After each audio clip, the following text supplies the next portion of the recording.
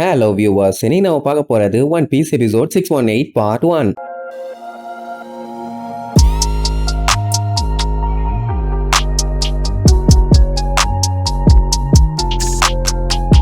Open பண்ணா போன பாட்டுல லூஃபிக்கும் அந்த கேஸ் பண்டைய சீசருக்கும் பயங்கரமா சண்டையாச்சுல்ல. அதுல என்னாச்சுன்னா லூஃபியோட கையுமே கொஞ்சம் கொஞ்சமா அப்படியே உரைய ஆரம்பிச்சிருச்சு. ஆனாலும் நம்ம பையன் விடவே இல்லை. அந்த மேனிக்கு அவன் பவரை யூஸ் பண்ண உடனே சீசரால தாக்கு பிடிக்க முடியாம கதற ஆரம்பிச்சிருவான். இன்னும் ஒரு கத்துவான், அவ்வளவுதான் அந்த செவரே பிச்சுக்கிட்டு போயிடும். அந்த அளவுக்கு ஒரு அடி, அவ்வளவுதான். சீசர் வாய் வெத்தலவாக்குதான். இதுக்கப்புறம் நான் தான் மாசு லூசுன்னு இருக்க மாட்டான். அடிச்ச அடியில அப்படியே தெரிச்சுட்டான். மொமனசுக்கி அப்படியே வாய பொல்லந்த மேனிக்கு பாத்துக்கிட்டு இருப்பான். ஏன்னா மரண காட்டிட்டான். இது எல்லாத்தையுமே லைவா பாத்துக்கிட்டு இருந்த அண்டர் கிரவுண்ட் புரோக்கர்ஸ் எல்லாம், என்ன man is it a joke? நம்மள எல்லாம் பார்த்தா என்ன இவங்களுக்கு காமெடியா இருக்குதா? சீசரையா அடிச்சு திருக்கி விட்டுருக்கான்னு சொல்லி லூஃபி மேல காண்டாயிருவானுங்க. ஆல்ரெடி அந்த பிக் மமோட ஆளுகிட்ட நம்மளால ஒம்பழுத்து வச்சிருந்தான். அவ வேற காண்டில இருந்தா. இப்ப எரியிற நெருப்புல எண்ணெயை ஊத்தி விட்ட மாதிரி ஆயிருச்சு. இதனால ஜோக்கர் ஆக்ஷன்ல இறங்க போறான்னு மட்டும் நல்லா தெரியுது. இதுக்கப்புறம் இது சாதாரண பிரச்சனையே இல்ல. இனிமேட்டு தான் ஆட்டம் சூடு பிடிக்க போகுதுன்னு ஒவ்வொருத்தரும் ஒவ்வொரு மாதிரி பேசிட்டு இருப்பானுங்க. அதே நேரம் இங்க மோச்சாவை தூக்கிட்டு வேகமா ஓடுவாங்க. ஏன்னா அந்த இடமே கொஞ்சம் கொஞ்சமா கொலாப்ஸ் ஆகிக்கிட்டே வருது. சட்டு புட்டுன்னு தூக்கிட்டு போலன்னா அத்தனை பேத்துக்குமே சங்குதான். மெடிக்கல் டீம் கஷ்டப்பட்டு அவளை தூக்கிட்டு போவாங்க. மேல சாப்பர் உட்காந்துக்கிட்டு எப்படியாச்சும் அவளை காப்பாத்திடணும்னு போராடிட்டு இருப்பான். இதுல இன்னொரு ட்விஸ்ட் என்னன்னா, போற வழி கரெக்ட் தானே இல்லையான்னு கூட தெரியல. சாப்பரே என்ன சொல்லுவான்னா, அப்படித்தான் நினைக்கிறேன், போவோம்,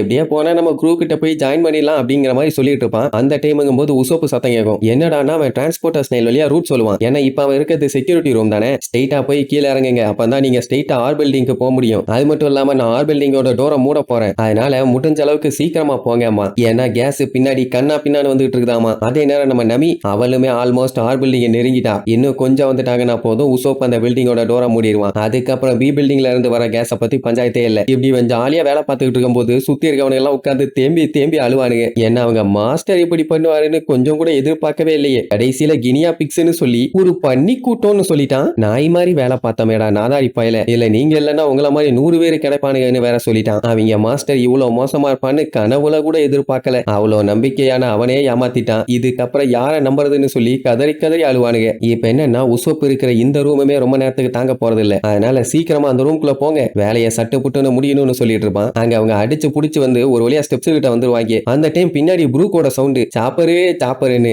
என்னடான்னு பார்த்தா அவன் அந்த சாமராயை தூக்கிட்டு வருவான். அந்த லூசு பையன் என் பையனை காப்பாத்துற, அந்த டிராகன் தான் என் பையன்னு காப்பாத்த போனால. அப்படி போன மூதேவி கேஸ்ல சிக்கி இந்த மாதிரி ஆயிருச்சு. அவன் செத்துட்டானா, எப்படியாச்சும் அவனை காப்பாத்துன்னு சொல்லி மூச்சடைக்க ஓடி வந்திருக்கான். அதுக்கப்புறம் நடந்த மேட்டர் எல்லாத்தையும் அழுதுகிட்டே சொல்லுவான். இந்த மாதிரி நாங்க எக்ஸாமினேஷன் ரூமுக்கு போய் அங்க இருக்க குழந்தைங்க எல்லாத்தையுமே வாக் பண்ணிட்டு இருக்கும் போது அங்க ஒரு பொண்ணு சொன்னா இந்த மாதிரி மொமனசுகே வந்து டிராகனா மாறிட்டான்னு. அந்த பொண்ணு சொன்னதை கேட்டுட்டு நாங்க இதுக்கு முன்னாடி அடிச்ச அந்த பச்சை டிராகன் தான் அவனோட பையன் நினைச்சு அவனை காப்பாத்துறதுக்காக இந்த கிறுக்கு பையன் எனக்கெல்லாம் ஒன்னும் ஆகாதுன்னு சொல்லி கேஸுக்குள்ள பூந்துட்டான். எவ்வளவோ தடுக்க ட்ரை பண்ண இந்த முட்டா பையன் கேட்கவே இல்லை. இப்ப என்ன பண்ணலாம்னு கேட்பான். அங்க உசோப்பு கத்திட்டு இருப்பான். ஆனா வீணா போனவங்களா, சீக்கிரமா ஆர் பில்டிங்க்கு போங்க, உங்களை நோக்கி கேஸ் வந்துட்டு இருக்குதுமா. எது கேஸான்னு எட்டி பார்த்தா அங்க இருந்து சும்மா பிச்சுக்கிட்டு வரும். இவ்வளவு வேகமெல்லாம் வந்து அவ்வளவுதான், சங்கு கன்ஃபார்ம். கதறி அடிச்சு அங்க இருந்து ஓட ஆரம்பிச்சிருவானுங்க. அதே நேரம் இங்க நமி அவ ஒரு சைடு கஷ்டப்பட்டு குழந்தைங்க எல்லாத்தையுமே அடிச்சு புடிச்சு ஆர் பில்டிங்க்கு கூட்டு வந்துருவா. லூஃபியையுமே மீட் பண்ணிடுவாங்க. என்ன பிரவுன் பியர்டோட நிலைமை தான் ரொம்ப மோசம். அப்படியே பேனு கிடப்பான். அந்த டைம் மொமனசுக்கே அந்த குழந்தைங்க எல்லாத்தையுமே பார்த்துட்டு ஷாக் ஆயிருவான். காப்பாத்திட்டீங்களா, சூப்பர்னு. நான் தான் சொன்னேன்ல என் ஃப்ரெண்ட்ஸுங்க கண்டிப்பா அவங்க எல்லாத்தையும் காப்பாத்திடுவாங்கன்னு. அவங்க